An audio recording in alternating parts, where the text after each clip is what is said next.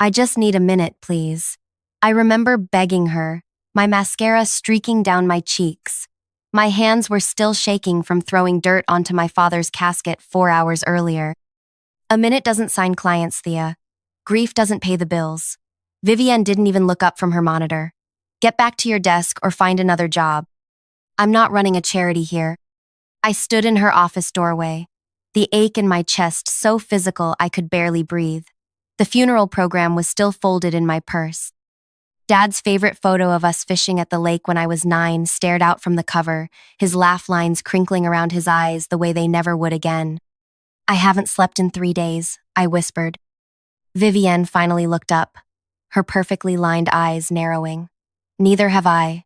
Finishing the presentation you were supposed to complete before your situation. The Arcadian group meeting is tomorrow. $2 million on the line. But please, tell me more about your problems. I wiped my tears and nodded. Of course. That's when I made the decision. I'm Thea Winters, 32, and until 6 months ago, I was the senior account specialist at one of the top marketing firms in Chicago.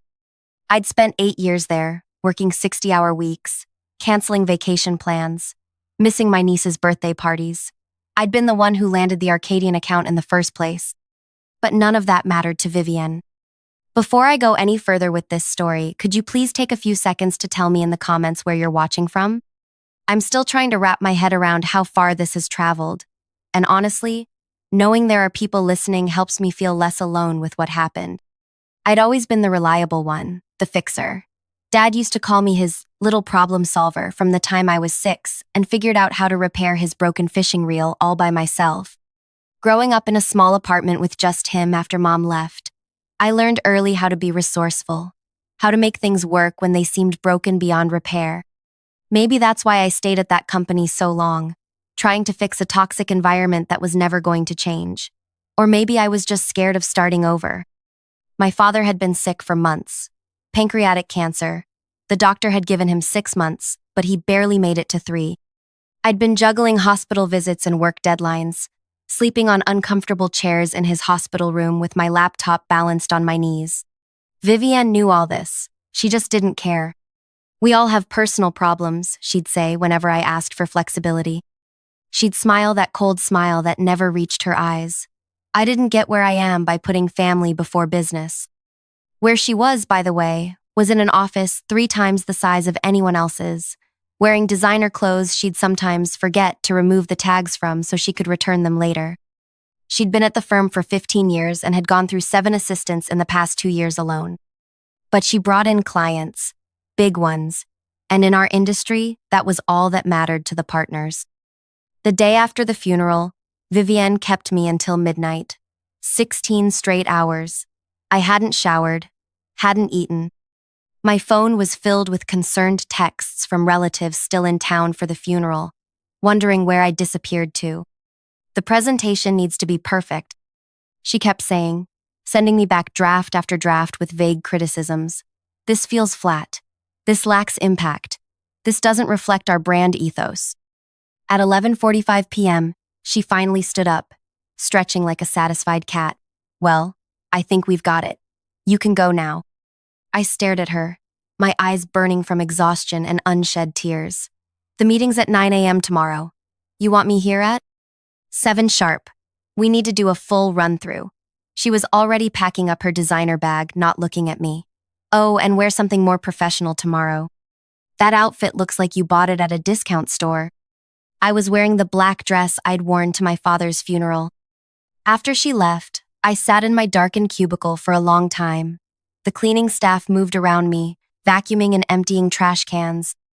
Ramon, the night janitor, placed a cup of vending machine hot chocolate on my desk without saying anything. He'd lost his wife the year before. He understood.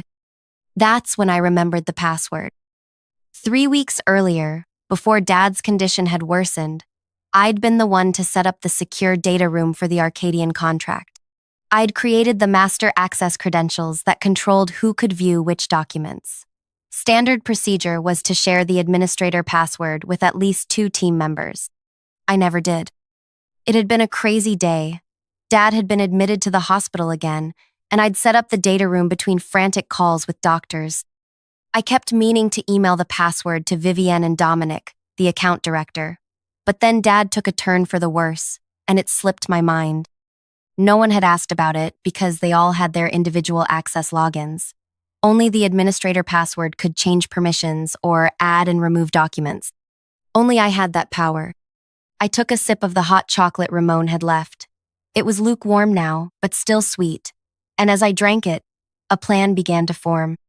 The Arcadian Group was our biggest potential client of the year. Their CEO, Marissa Arcadian, was known for her strong stance on work-life balance and company culture.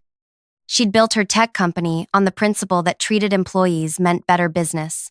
They'd been featured in business magazines for their progressive policies.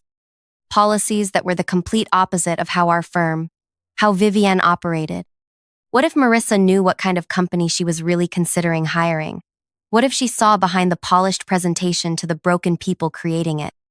I opened my laptop again, navigating to the secure data room.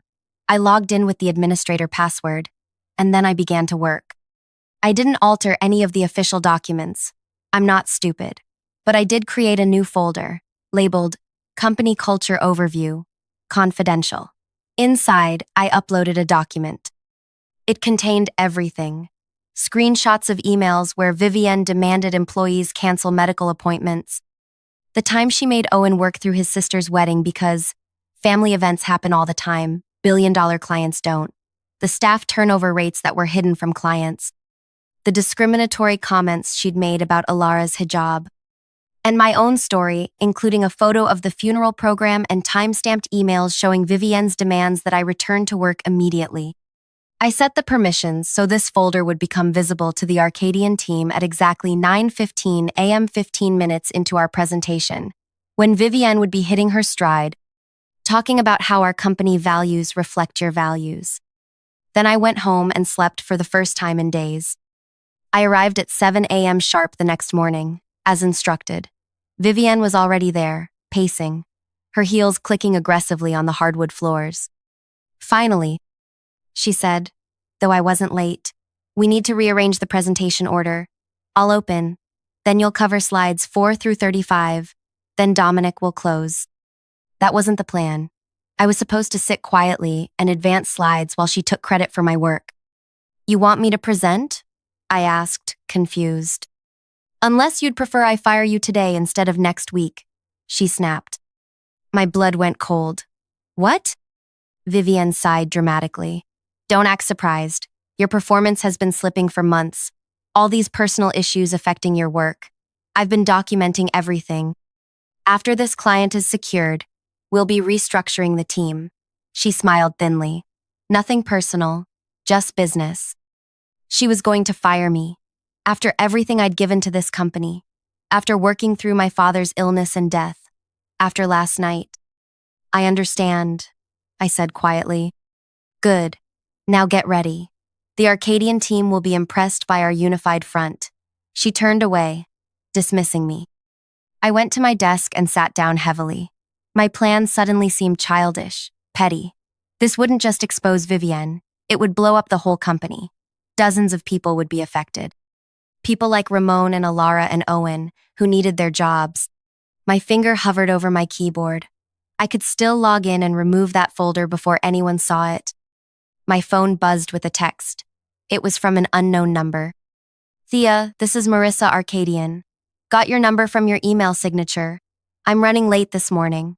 Can we push the meeting back to 9:30? Also, I reviewed the materials in the data room last night. Very comprehensive. Looking forward to discussing all aspects of your company culture. She'd already seen it. Everything. My hands started shaking. What had I done? At 9:30, Marissa Arcadian walked into our conference room with 2 members of her team. She was shorter than I expected, with silver-streaked hair cut in a sharp bob and keen eyes that missed nothing. Vivienne was all smiles and firm handshakes. Marissa, wonderful to finally meet in person. We're so excited to share our vision for your brand expansion. Marissa smiled politely. Before we begin, I want to clarify something. My assistant accessed your data room last night to prepare for today, and she found some concerning documents about your internal practices. The room went silent. Vivienne's smile froze on her face. I don't know what you mean, she said carefully. Marissa pulled out her tablet and turned it around. On the screen was the document I'd created, open to a screenshot of Vivienne's email to me the day my father died. Need you back at the office ASAP. Your replacement would be here in a heartbeat if you can't handle both. Perhaps you can explain this approach to employee bereavement? Marissa asked, her voice gentle but her eyes hard. And that's when everything exploded. Vivienne's face went from pale to red in seconds. This is fabricated. A disgruntled employee, clearly. She whipped around to stare at me, realization dawning. You did this. I didn't deny it. I couldn't speak at all. The room was spinning slightly. Regardless of who compiled this information, is it accurate? Marissa asked. Of course not, Vivienne snapped. Thea has been emotionally unstable since her father became ill. She's been making mistakes, missing deadlines. I have copies of the original emails, I finally said, my voice barely audible. And the company's HR records will show the staff turnover rates. Ramon from the cleaning staff can verify I was here until midnight last night, hours after my father's funeral. Dominic, who had been silent until now, cleared his throat. Vivienne, perhaps we should discuss this privately before.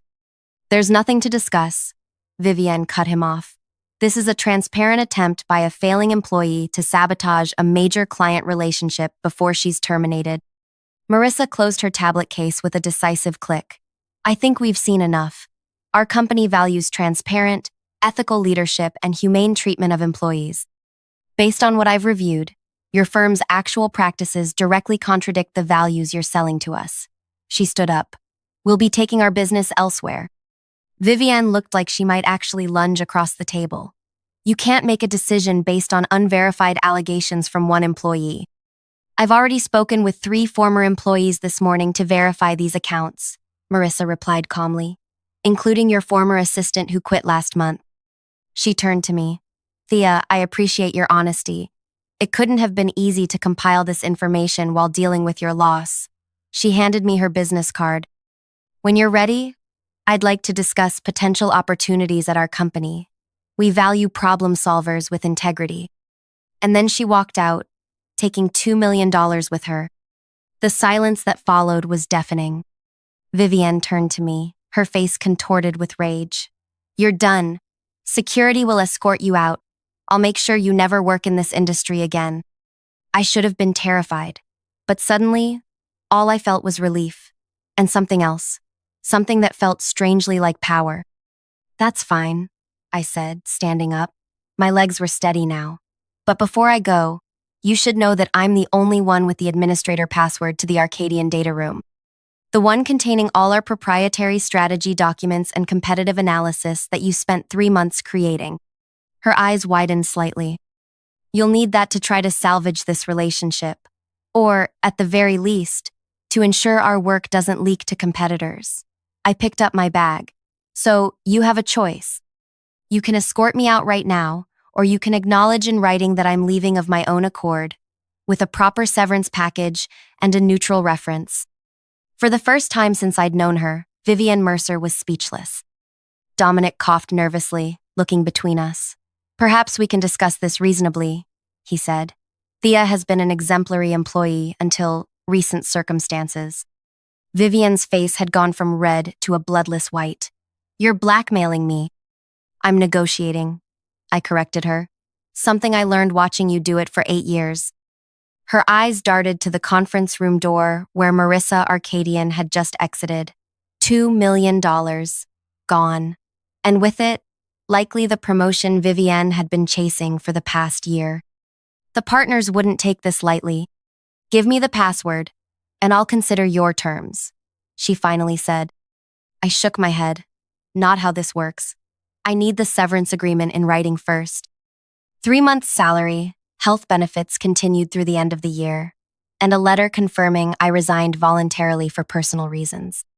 That's extortion. That's standard severance for an 8-year employee who's never received a negative performance review. I tilted my head. Unless you've been falsifying those too? Vivienne's jaw clenched so tight I could almost hear her teeth grinding. Fine, she spat. Dominic, draft the agreement, now. While Dominic worked on the document, Vivienne and I sat in silence. I could feel her staring at me, probably imagining all the ways she'd like to destroy me. I kept my eyes on the window, watching clouds drift across the Chicago skyline. For the first time in months, I could breathe. I never thought you had it in you, she finally said, her voice low. Always so, accommodating. So desperate to please. I looked at her then, really looked at her. The perfect makeup that couldn't quite hide the lines of exhaustion. The designer clothes that were her armor. The tension that never left her shoulders. That's what makes me good at my job, I said simply. I see what people need before they know they need it. And what do I need, Thea? She asked mockingly. Therapy, I replied, and maybe some actual friends. Before she could respond, Dominic returned with the paperwork. I read through it carefully, making a few corrections before signing. As I scrawled my name, I felt 8 years of my life ending. 8 years of missed birthdays and canceled dates and just one more revision before you go nights. 8 years of trying to earn the approval of someone who was incapable of giving it. The password, Vivienne demanded as soon as I set down the pen. I wrote it on a post-it note and slid it across the table. Apology accepted 2023. Her eyes narrowed. Is this some kind of joke? The system requires a capital letter, lowercase letters, and a number, I said innocently. It met all the criteria. I stood up, gathering my few personal items. Good luck with the partners, Vivienne. I'm sure you'll find a way to spin this. As I walked toward the door, she called after me. They'll never believe you over me, I'll make sure of it. I paused, my hand on the doorknob. I don't care what they believe anymore. And I realized, with a strange sense of wonder, that it was true. I walked out of that building feeling lighter than I had in years, despite everything. Dad would have been proud. He always told me, standing up for yourself isn't selfish, Thea Bear. It's necessary. For the next week, I slept. I mourned. I ordered takeout and didn't answer my phone. I went through Dad's things and cried over fishing lures and old photographs. I did all the grieving I hadn't been allowed to do. On day 8, I finally listened to my voicemails. 3 were from former coworkers, expressing shock over what had happened. Apparently, Vivienne had told everyone I'd had a mental breakdown and had to be let go. But the company grapevine was buzzing with rumors about the lost Arcadian account. The 4th message was from Marissa Arcadian herself. Thea, I hope you're taking care of yourself. When you're ready, I'd like to discuss a position that's opened up at our company. No rush. Grief takes the time it takes. Call me when you can. I didn't call her right away. Instead, I went to my father's favorite fishing spot on Lake Michigan.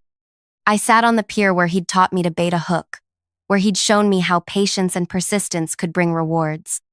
I scattered some of his ashes there, watching them disappear into the water he'd loved. I don't know what to do next, Dad, I whispered. A warm breeze brushed my face, and for a moment, I could almost hear his voice. Yes, you do, Thea Bear. You always do. 2 weeks after walking out of my old job, I met Marissa for coffee. She didn't ask about what had happened at my former company. Instead, she asked about my father, about what I loved in marketing, about where I saw myself in 5 years if there were no obstacles in my way. We need someone to head up our community engagement initiatives, she said after listening thoughtfully. Someone who understands people, who can build authentic relationships with our users. The salary is competitive, and we have a strict policy about work-life balance. Why me? I asked. You barely know me. Marissa smiled. I know you stood up for what's right, even when it cost you. I know you're skilled enough that your former boss was willing to present your work as her own. And I know you're grieving a tremendous loss but still found the strength to set boundaries. She sipped her latte. That's exactly the kind of integrity and resilience we need. I started my new job a month later. The difference was, well, it was everything. 9 to 5 hours that actually ended at 5. Coworkers who asked how I was doing and actually waited for the answer. Projects that mattered. A boss who sent me home when I looked tired. I was healing, slowly but surely. And then, 3 months after I left, I got a text from Alara, my former coworker. Thought you'd want to know. Vivienne's gone. Not just demoted. Gone. I called her immediately. What happened? Remember that password you gave her? For the Arcadian data room? Turns out she used the same password for everything afterward, including her work email. Alara's voice was vibrating with barely suppressed glee. She never bothered to change it because, she's Vivienne. And? I prompted, my heart suddenly racing. And last week, someone from IT was doing routine security checks. They logged into her email using that password. Found everything, Thea. Years of manipulated timesheets. Expense reports with personal purchases coded as business expenses. Emails where she took credit for other people's work. Alara paused for dramatic effect. And get this, she'd been secretly negotiating with our biggest competitor, planning to jump ship and take her clients with her. The room seemed to tilt slightly. Are you serious? Deadly. The partners called an emergency meeting yesterday. She was escorted out by security. No severance, no letter of recommendation, nothing. I sat down heavily on my couch. I never expected. What, justice? Alara laughed. Neither did we. But your little password was the key that unlocked it all. Apology accepted indeed. The universe has a sense of humor. After we hung up, I sat in the quiet of my apartment for a long time. I hadn't intended for this to happen. I'd simply wanted to escape with my dignity intact. But the password I'd chosen in a moment of bitter irony had become the instrument of Vivienne's downfall. The perfect revenge isn't something you plot and execute. It's setting in motion a chain of events that allows someone to destroy themselves with their own worst qualities.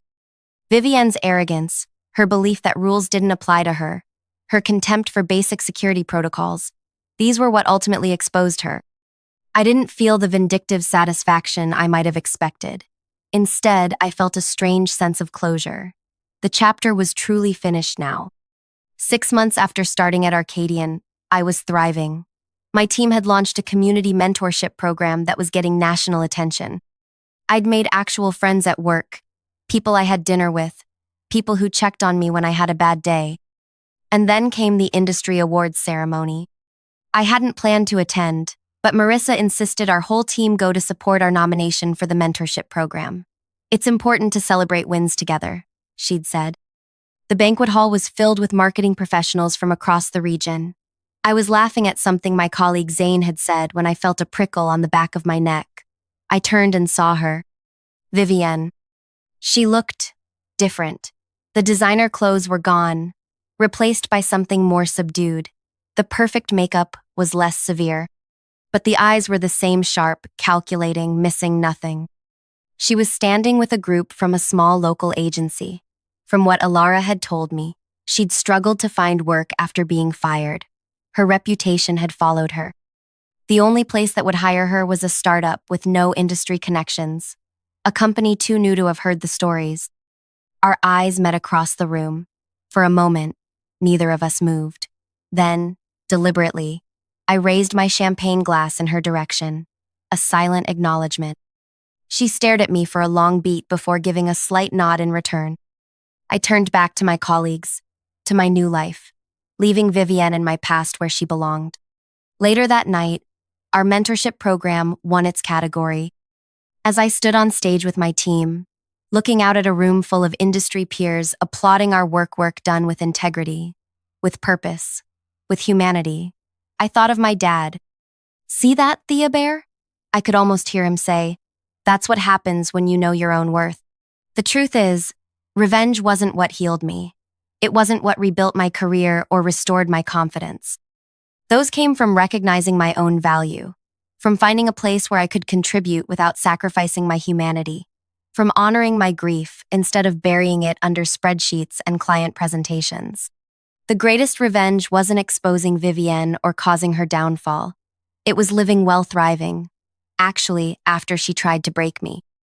3 years have passed since that funeral day when I stood in Vivienne's office, mascara streaking down my face, begging for basic human compassion.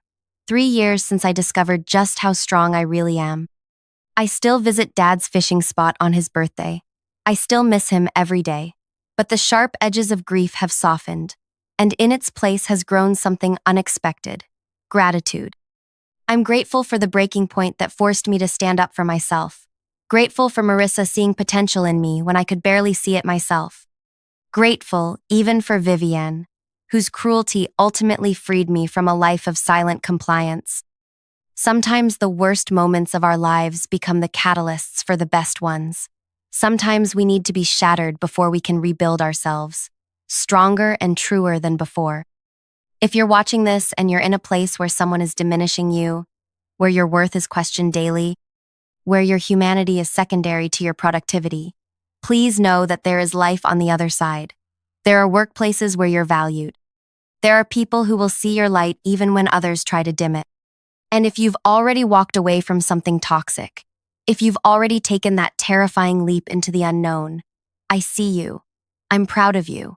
Your courage matters. If this story resonated with you in any way, please hit that like button so others might find it too. Leave a comment about your own experience. I read every single one. And subscribe if you want to hear more stories about finding strength in unexpected places, because that's what we're all doing, isn't it? Finding our way back to ourselves, one brave decision at a time. Remember, the most powerful thing you can do when someone tries to break you isn't to break them in return. It's to piece yourself back together, stronger than before, and live a life so full and authentic that their absence becomes a blessing. That's not just revenge, that's redemption.